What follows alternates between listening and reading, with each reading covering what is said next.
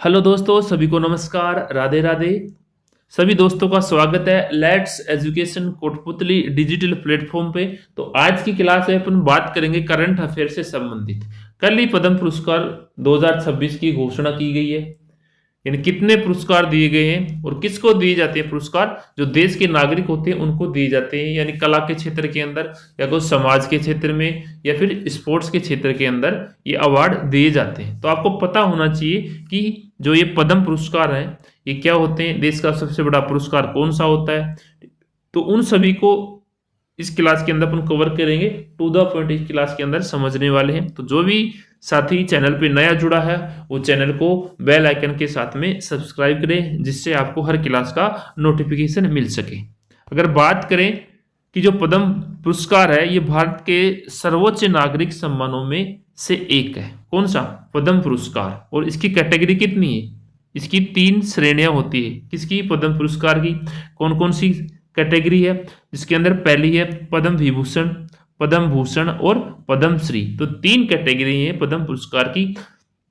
और सबसे बड़ा पुरस्कार आपसे पूछा जाए कि भारत का सबसे बड़ा नागरिक पुरस्कार कौन सा है, वो है भारत रत्न।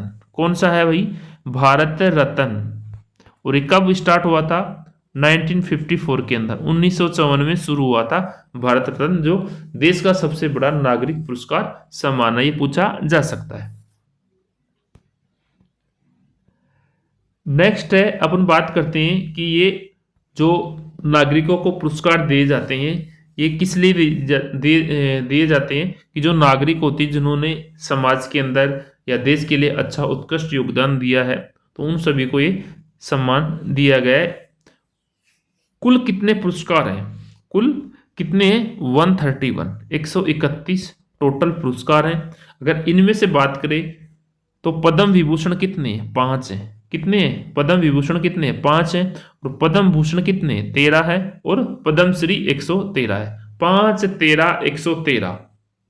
मैंने बताया कि देश का सबसे बड़ा नागरिक पुरस्कार कौन सा है? भारत रत्न है। अगर पूछा जाए कि दूसरा सबसे बड़ा नागरिक पुरस्कार कौन सा है, तो वह पद्म विभूषण। जो कितने हैं 2026 के अंदर? 5 हैं टोटल, 131 हैं। और तीसरा सबसे बड़ा नागरिक पुरस्कार कौन सा है? पद्म भूषण है। और चौथा है पद्म श्री, जिसमें पद्म भूषण है 13 है और पद्म श्री 113। इनको टोटल करेंगे तो 131 होंगे। तो 2026 के अंदर कुल पुरस्कार कितने दिए गए हैं? 131 दिए गए हैं, जिसमें से 5 पद्म विभूषण है, 13 कितने पद्म भूषण है और पद्म श्री 113 है। ये याद रखना, एग्जाम पॉइंट ऑफ व्यू से पूछे जा सकते हैं। 5, 13, 113। अगर इनमें से बात करें महिलाएं कितनी, महिलाओं की बात की जाए तो कितनी महिलाएं हैं? 19 महिलाएं हैं। कितनी महिलाएं? 19 महिलाएं। और 6 कैसे हैं? विदेशी नागरिक है। इन अवार्डों में से 6 ऐसे विदेशी नागरिक है जिनको पुरस्कार दिया गया है।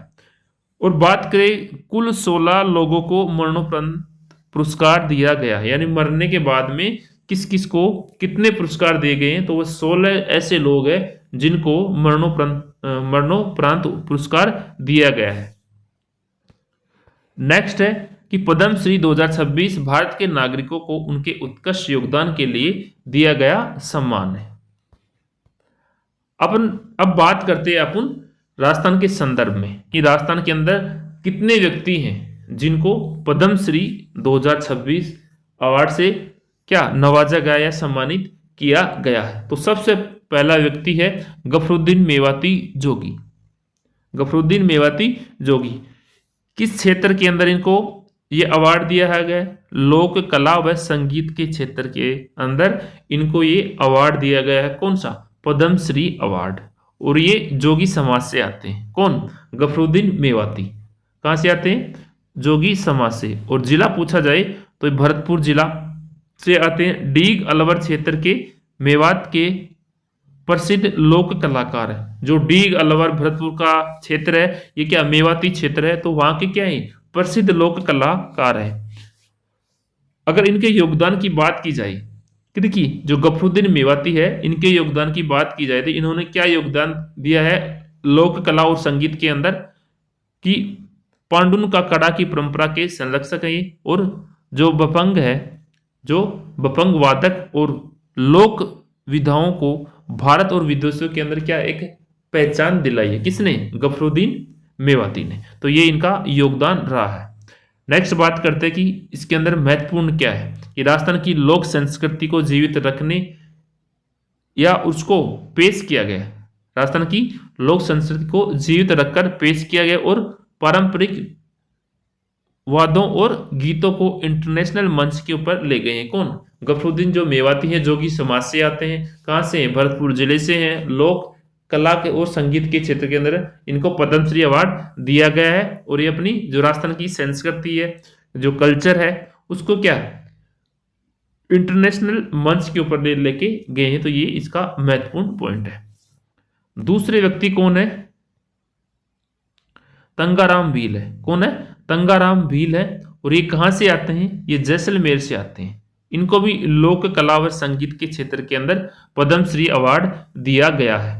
और ये जैसलमेर के मूल सागर गांव के आदिवासी लोक वादक है तंगाराम। कौन है? तंगाराम।